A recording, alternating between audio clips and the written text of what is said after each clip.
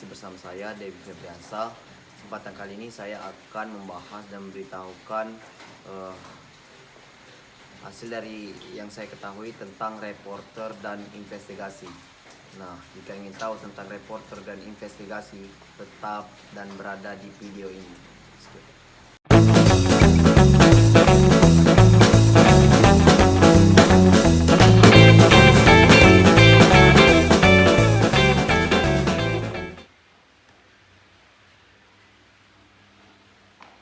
Oke, di sini saya akan menjelaskan tentang reportase.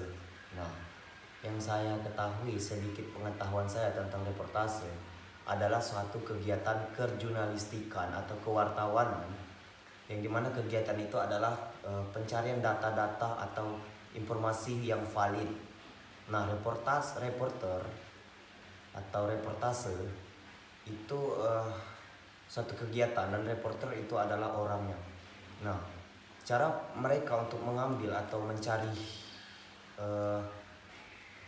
kasus-kasus atau informasi itu secara langsung turun ke lapangan.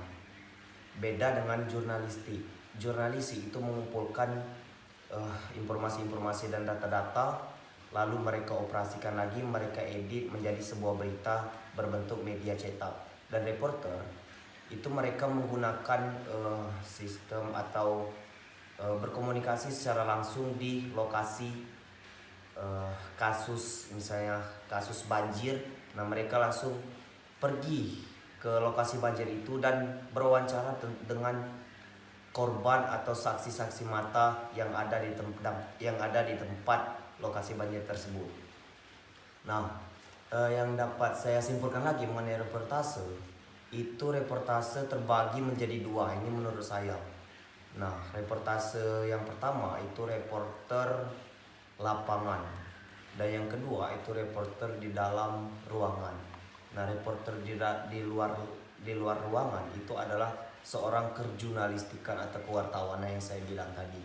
Mereka mengumpulkan data secara langsung atau secara verbal, melihat kevalitan atau apa yang sedang terjadi itu secara langsung.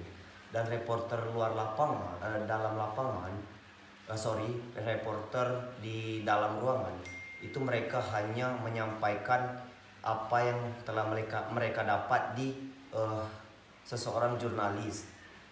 Mereka hanya membacakan apa yang mereka dapat dari seorang jurnalis, tidak untuk langsung turun ke lapangan. Itu reporter media elektronik, reporter televisi. Nah, itu mungkin penyampaian saya atau sedikit yang saya ketahui tentang reporter. Mungkin ada banyak sekali pengertian atau definisi-definisi lain dari reporter. Karena ketika kita lihat seorang reporter itu jangkauannya luas, karena mereka langsung kalau di dalam keberitaan itu mereka ada banyak sekali tugas-tugas sama seperti kewartawanan, dan ada juga yang di dalam ruangan yaitu reporter elektronik atau reporter televisi. Mungkin itu. Untuk selanjutnya kita akan membahas tentang tim investigasi. Ikuti terus video ini.